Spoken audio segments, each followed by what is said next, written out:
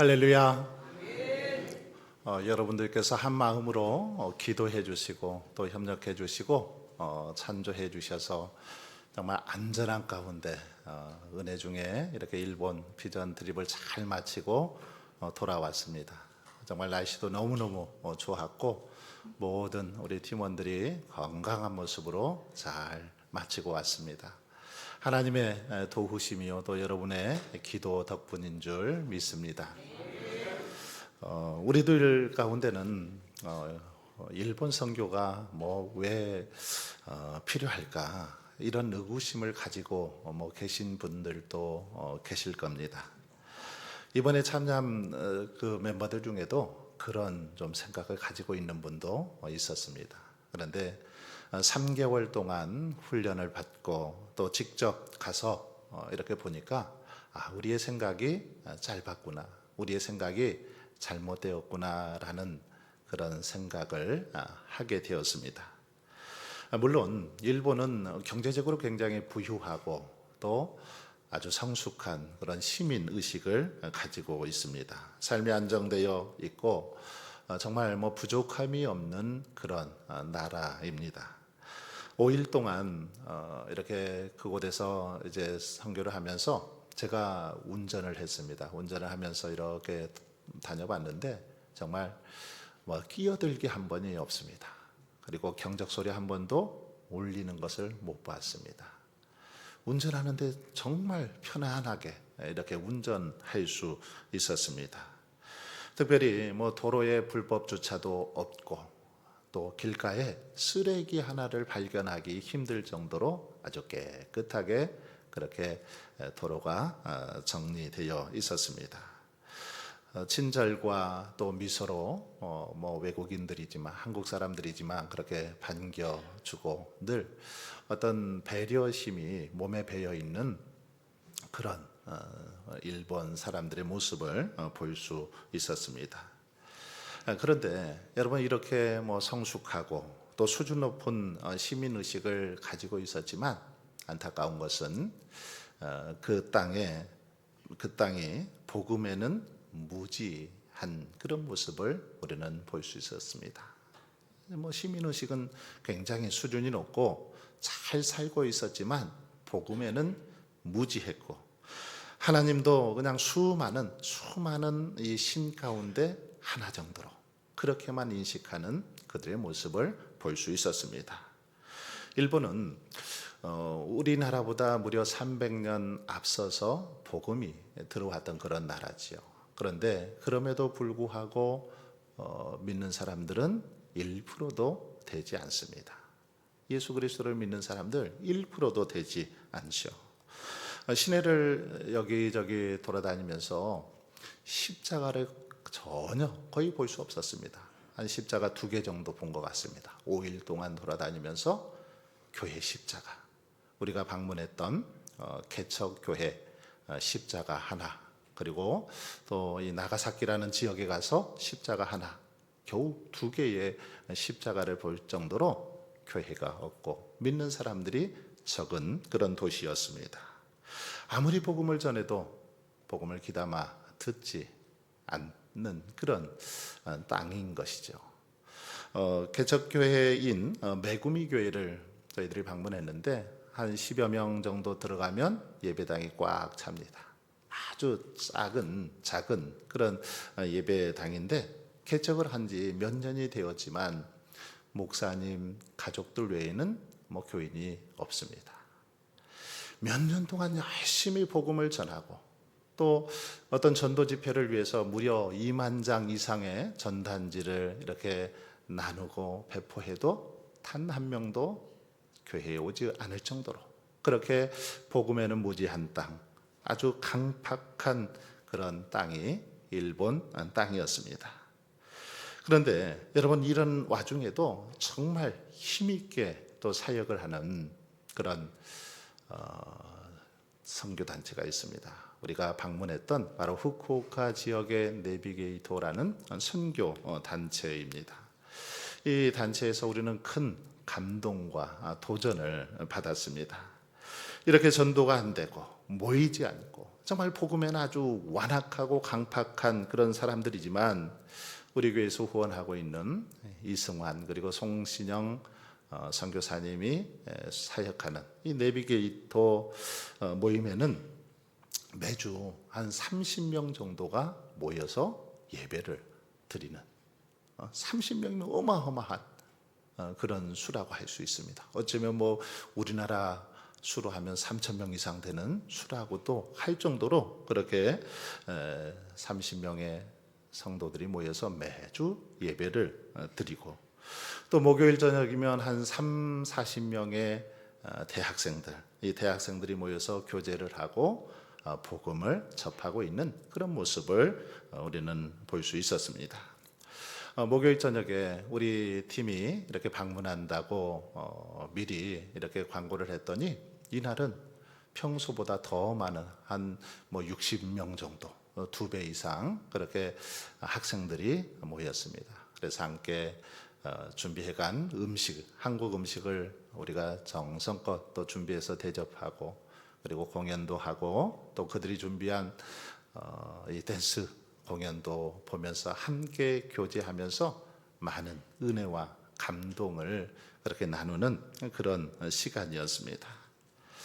여러분 그런데 이렇게 이 지역에 정말 복음의 황무지와 같은 이 땅에 이렇게 젊은이들이 40명의 젊은이들이 모여서 교제를 하고 또 매주 30명의 수가 모여서 예배할 수 있는 것은 바로 그 땅에서 35년 전에 그렇게 헌신했던 신춘식, 이금숙 선교사님 부부, 그리고 우리 교회에서 후원하고 있는 19년째인 이승환 또 송신영 선교사 부부, 그리고 미국에서 선교를 하기 위해서 들어온 마이클 부부, 그리고 일본인 준상, 카나 자매 등 많은 이들의 눈물, 수고, 헌신이 있었기 때문임을 우리는 알 수 있었습니다.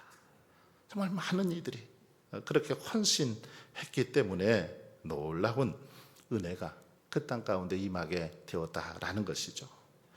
여러분, 그러면 이렇게 정말 황무지와 같은 그 땅에서 말씀을 전해도 복음을 선포해도 듣지 않고 그냥 무반응하는 그런 사람들에게 이들이 복음을 전하며 헌신하는 이유 뭘까요? 왜 이렇게 황무지와 같은 땅에서 복음을 위해서 수고하고 땀 흘리는 겁니까? 수십 년 동안 자신들의 인생을 포기하고 젊음을 포기하고 시간, 물질을 바쳐서 그들이 그렇게 수고하고 헌신하는 이유 무엇일까요? 그것은 바로 그들이 이 하나님의 말씀에 사로잡혔기 때문이죠. 살아계신 하나님의 말씀을 체험하고 하나님의 말씀의 능력을 경험했기 때문이라는 것입니다.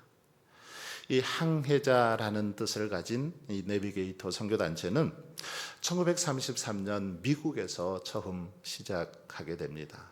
우리나라에는 1966년에 공식적으로 우리나라에서 내비게이터 사역이 이렇게 시작이 되었는데, 현재 내비게이터 선교회는 세계 120여 나라에서 그렇게 활발히 사역을 하고 있습니다.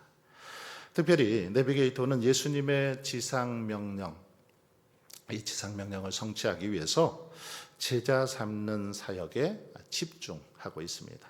주로 1:1 성경 공부, 제자 훈련, 그리고 큐티를 통해서 그리스도인들의 영적 성장을 도모하는 데 많은 기여를 하고 있는 단체가 바로 내비게이터 선교 단체입니다. 내비게이터에서 우리가 내비게이터에 대해서는 잘 들어보지 않았어도 그 단체에서 사용하고 있는 아주 중요한 두 가지 예화는 한 번쯤 다 들어보셨을 것입니다.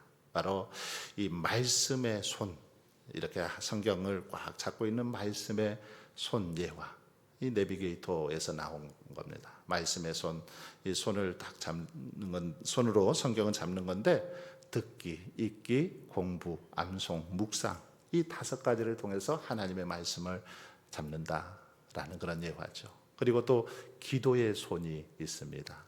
찬송, 회개, 중보, 간구, 그리고 감사, 이 5가지 내용을 통해서 우리가 어떻게 하나님의 말씀을 배우고 기도해야 되는지를 가르쳐 주는 그런 예화인데, 이것은 우리 한국교회에 또 많은 성도들에게 좋은 지침이 되고 있습니다.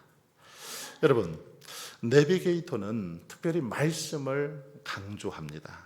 그리고 말씀을 이렇게 집중하게 되는데, 이렇게 된 것은 창시자인 도슨 트로트맨이 이 말씀의 능력을 직접 체험하고 경험했기 때문이죠. 이 도슨은 20세 나이에 성경 말씀을 열심히 암송하면서 그 속에서 살아계신 하나님을 체험하게 됩니다. 하나님의 풍성한 은혜를 경험하고 예수 그리스도를 영접하고 이제 하나님의 손에 붙잡힌 인생을 살아가게 됩니다. 그래서 전 세계가 전쟁의 어두운 그림자로 덮여 있을 무렵에 그는 하나님의 말씀을 그대로 믿고 순종해서 복음을 위해서 헌신하는 삶을 사는 것을 볼 수 있습니다.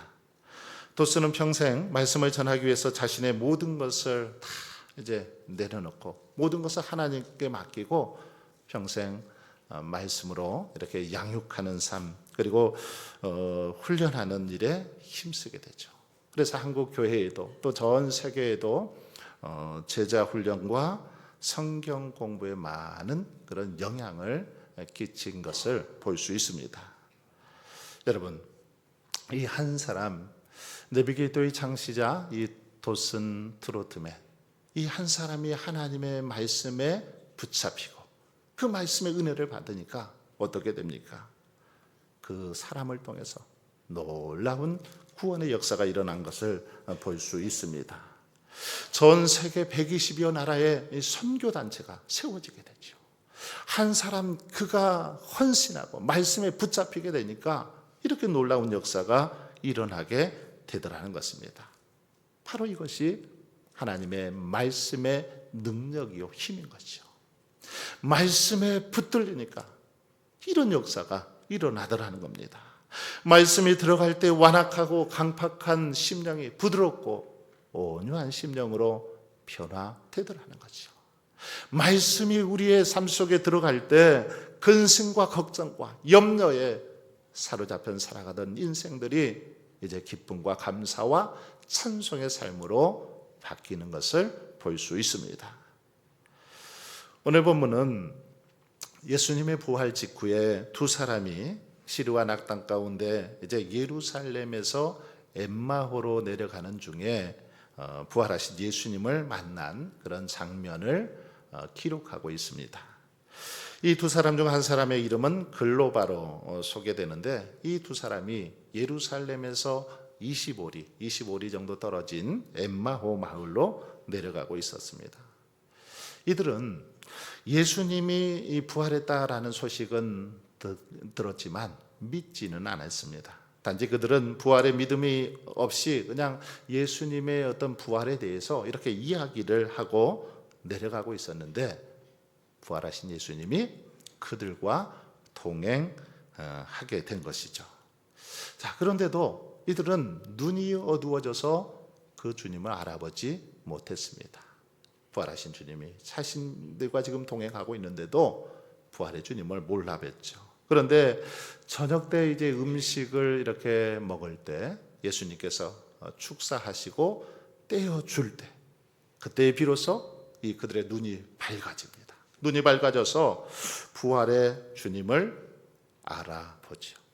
그때서야 알아보게 됩니다. 부활의 주님을 만난 이들은 이제 그 길로 예루살렘으로 달려갑니다. 그리고 다른 제자들에게 이 부활의 소식을 전하고 있는 내용, 바로 오늘 본문의 내용입니다. 여러분, 우리는 오늘 본문을 통해서 하나님의 말씀의 능력이 얼마나 신비하고 놀라운가를 볼 수 있습니다. 하나님의 말씀의 능력이 얼마나 신비한지 오늘 본문을 통해서 깨닫게 됩니다. 이 말씀 없이 물리적으로 예수님과 동행했을 때 이들은 예수님이 동행하는데도 알아보지 못했습니다. 그런데 주님께서 성경을 풀어서 자세히 설명해 주었을 때 부활의 주님을 깨닫게 되죠. 그리고 놀라운 은혜를 체험하게 됩니다. 이 시간은 그래서 말씀의 능력이라는 제목으로 말씀에는 어떤 능력이 있는지 함께 살펴보면서 은혜를 나누고자 합니다. 여러분, 하나님의 말씀, 우리가 늘 묵상하고 가까이 하는 이 말씀에는 어떤 능력이 있을까요? 어떤 능력이 있습니까? 이 첫 번째로 이 하나님의 말씀에는 예수님을 만나게 하는 그런 능력이 있습니다. 예수님을 만나게 하는 그런 능력이 이 말씀 속에 들어 있습니다. 27절을 보시면 예수께서 두 사람에게 모세와 모든 선지자의 글로 시작하여 모든 성경에 쓴 바 자기에 관한 것을 자세히 설명하셨다라고 그렇게 말씀하고 있습니다. 이것은 우리가 예수님을 가장 확실히 그리고 가장 잘 알 수 있는 길이 무엇인지를 우리에게 보여줍니다. 여러분, 지금 이 두 사람이 만나고 있는 사람이 누구입니까? 지금 이들이 이렇게 대면하고 있는 사람 누구입니까? 예수님이죠. 지금 엠마오로 내려가던 두 사람은 직접 부활하신 예수님을 만나고 있습니다. 직접 대면하고 있죠. 동행하고 있습니다. 그들은 어느 누구로부터 지금 예수님의 부활에 관한 소식을 듣고 있는 게 아니죠. 예수님과 동행하고 있고 예수님과 함께 대화하고 있고 직접 바라보고 있습니다. 그런데 여러분 어떻습니까? 그럼에도 불구하고 정작 그들은 예수님을 알아보지 못했죠. 예수님이 누구인지를 몰랐습니다. 왜 예수님께서 이 땅에 오셨고 십자가를 지셨는지, 왜 예수님께서 이런 고생을 하셔야 되는지, 그리고 자신들에게 무엇을 요구하시는지 몰랐다라는 겁니다. 전혀 몰랐습니다. 여러분, 이처럼 우리가 하나님을 대면한다고 해서 또 꿈속에서 하나님을 만났다고 해서 하나님을 아는 것은 아닙니다. 예수님을 아는 건 아니죠. 그러면 어떻게 우리가 예수님을 알 수 있을까요? 어떻게 해야 예수님을 알 수 있습니까? 요한복음 5장 39절에 보시면 너희가 성경에서 영생을 얻는 줄 생각하고 성경을 연구하거니와 이 성경이 곧 내게 대하여 증언하는 것이니라 이렇게 말씀하십니다. 그렇습니다. 이 말씀을 보면 바로 성경 속에 하나님의 말씀 속에 길이 있는 걸 볼 수 있습니다. 성경 속에 예수님을 만나는 법이 있죠.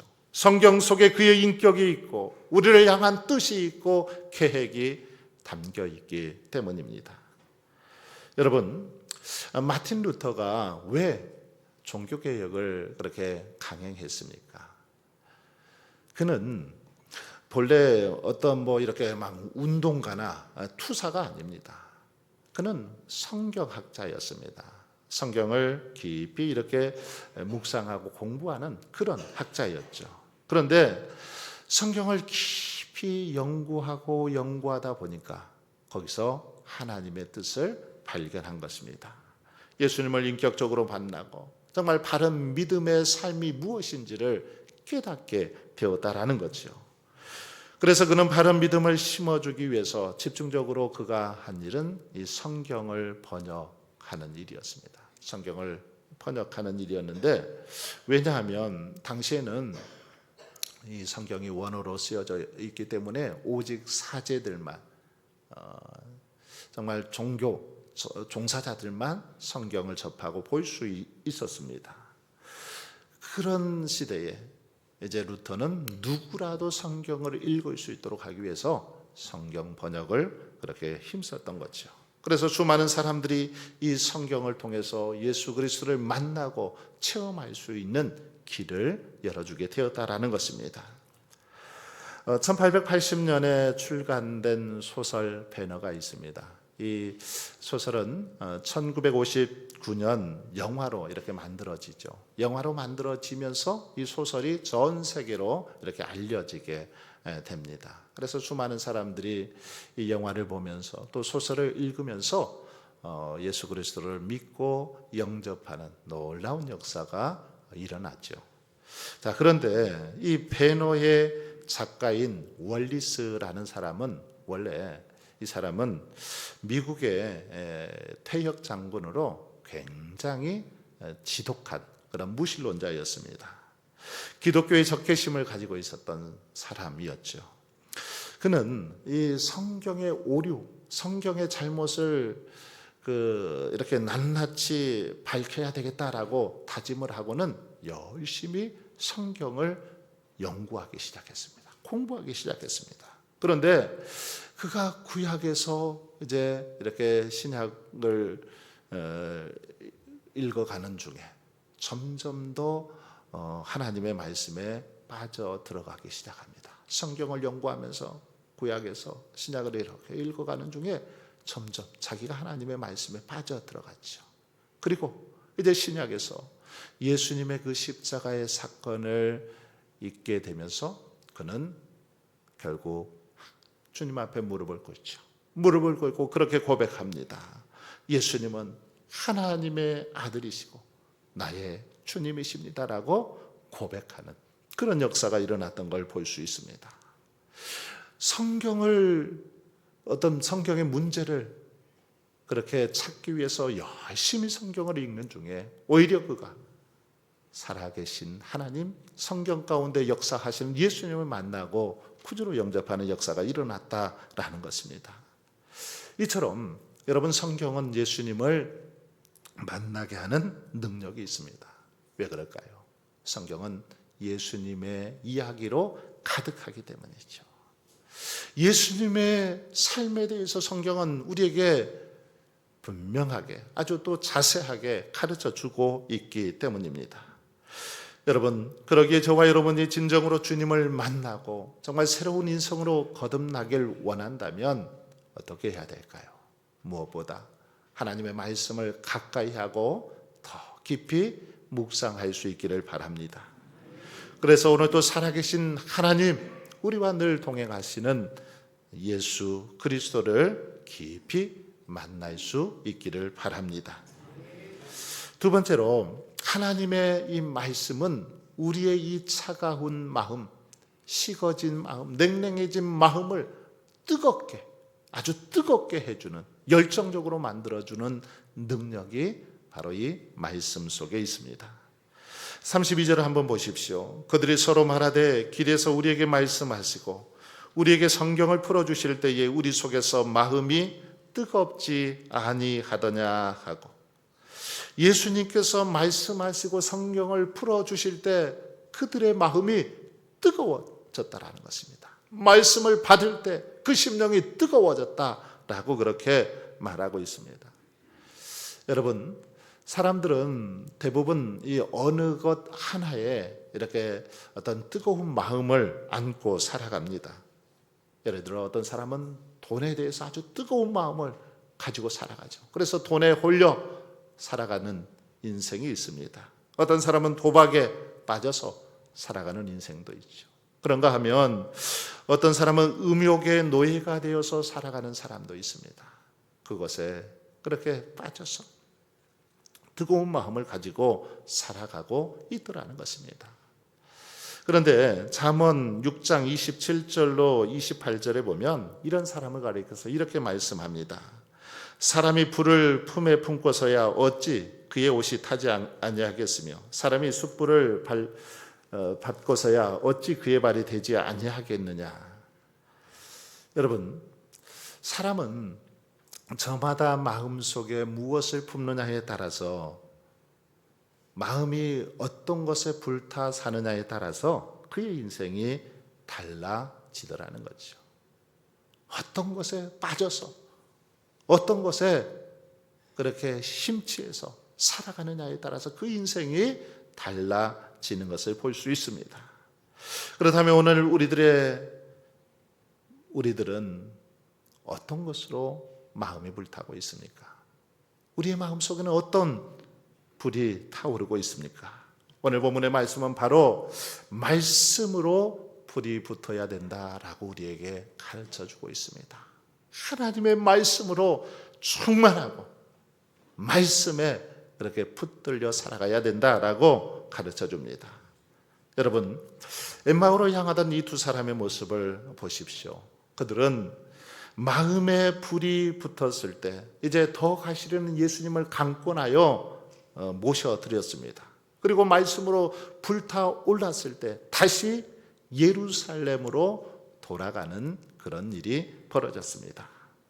33절 보십시오. 곧 그때로 일어나 예루살렘에 돌아가 보니 11 제자 및 그들과 함께 한 자들이 모여 있어.